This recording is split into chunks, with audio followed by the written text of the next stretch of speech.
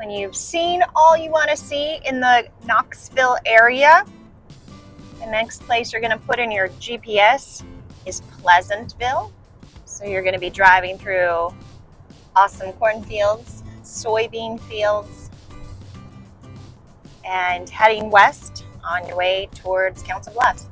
And this entire journey that they took, starting on Friday, May 13, 1864, the Pella Company spent the first 17 days getting organized and getting from Pella to Council Bluffs. And then once they got to Council Bluffs, they had to wait several more days, presumably in some kind of a queue, to get on a ferry to cross the river.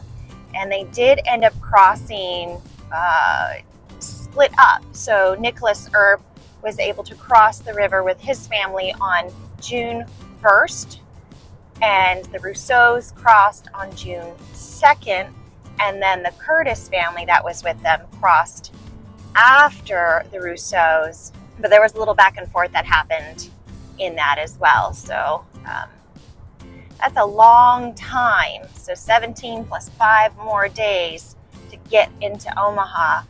And we are able, if we just go straight through and do not take a detour, which I'm going to do today, we can make it to Council Bluffs in 3 hours.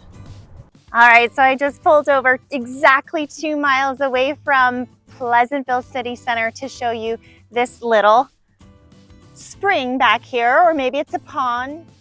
And I believe it's right around here where the Pella Company had camped on the 14th of May. On this day in Sarah Rousseau's diary, she remarks that they just reached the camp about 4 o'clock. It is some 2 miles from Pleasantville.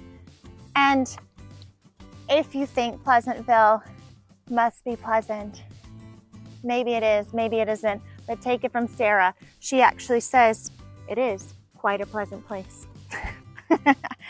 We have just done eating supper. To look around, it looks a great deal like living out of doors. So the other thing I forgot to mention is, while you are heading this way, if you do plan to stop and take pictures, or even consider that you might go wander around, don't wander around. These places, a lot of these places are on private property and on agricultural land. So wandering around, first off, is trespassing, and doing that on agricultural land is very damaging. So don't do that. But feel free to stop alongside the road, knowing that the neighbors will understand that you obviously are not from around here. We don't recognize your car. And that they might pop out and very curiously come up to you and say, what are you doing?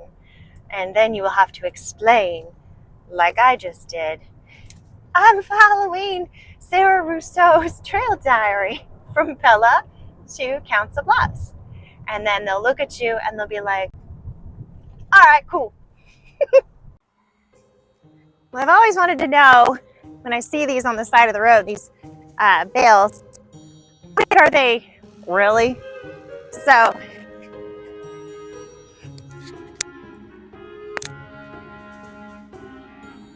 I'm not on private property. Park.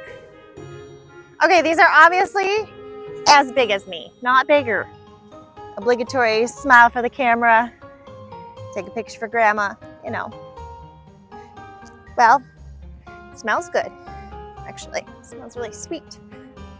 I think I've satisfied the curiosity. Well, the Pella Company stayed in Pleasantville from the 14th through to the 15th and into the morning of the 16th of May, 1864. And Sarah Rousseau writes that all is confusion on that day. They're all getting ready to go. Next up on the road trip is Sandyville.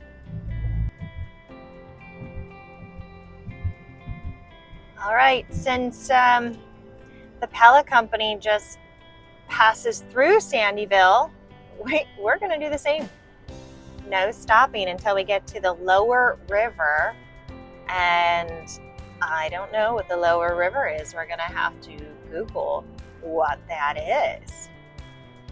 And when they get to Greenfield, Sarah Rousseau comments about the prairies being very large and rolling. They are.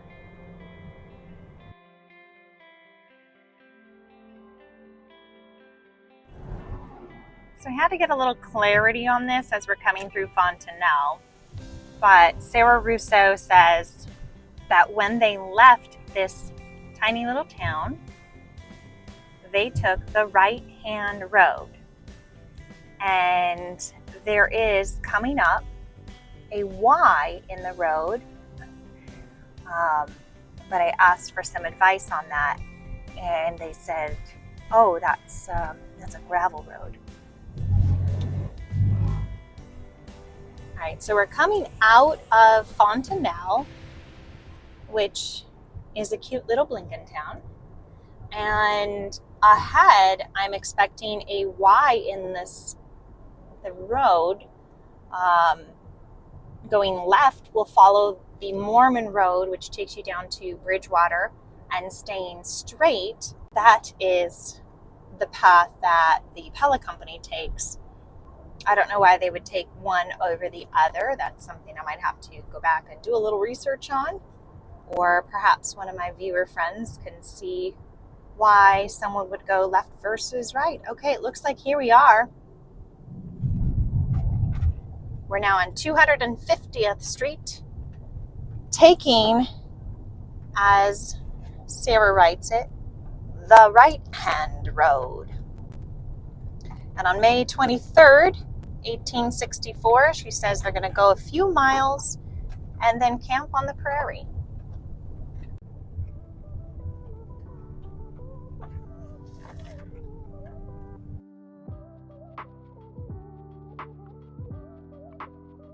Apparently 76 degrees in Iowa is scorching hot, and I have now stripped down, lost the sweater, changed from shoes to sandals, and I have begun applying sunblock.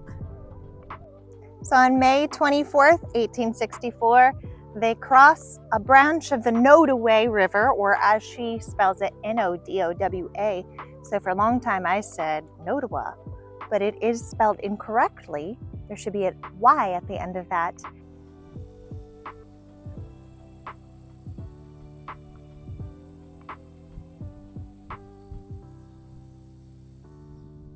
At this point, she starts to realize she's not in Kansas anymore.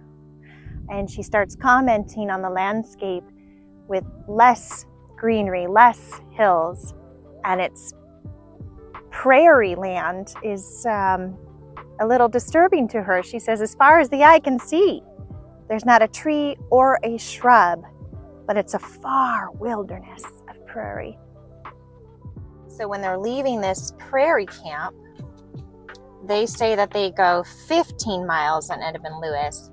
And if we were to turn left, we're actually going to end up going nearly 30 miles, whereas there's only 20 some if we go right. So I think, to be more true to the Pella Company's experience, we're going right.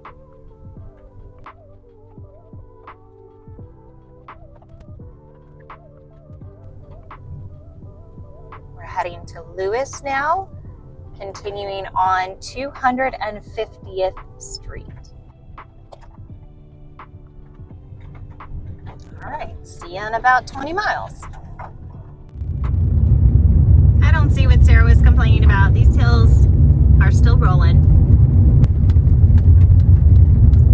So the GPS wants to encourage me to get off of this road. But now we're on Pella Road, and it continues going straight. I see no reason to take a more modern approach. Let's just keep going. We are now on a minimum maintenance road, and I have just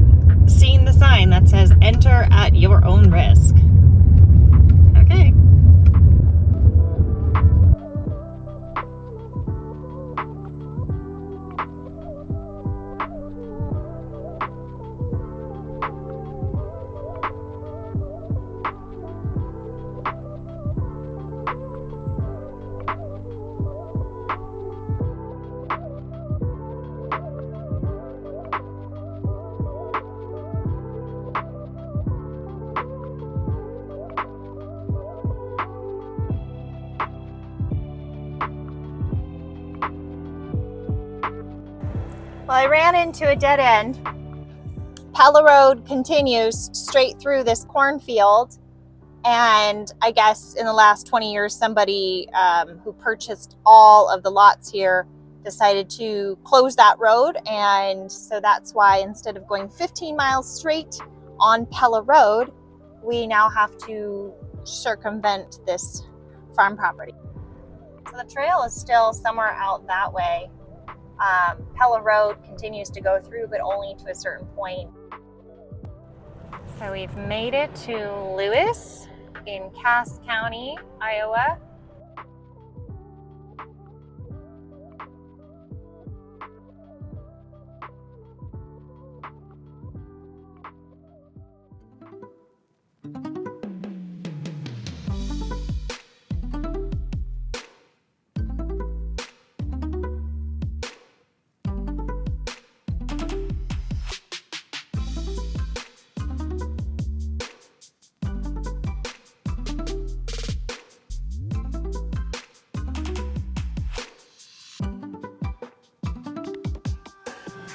Do you know why no one needed a trail guide while they were out here?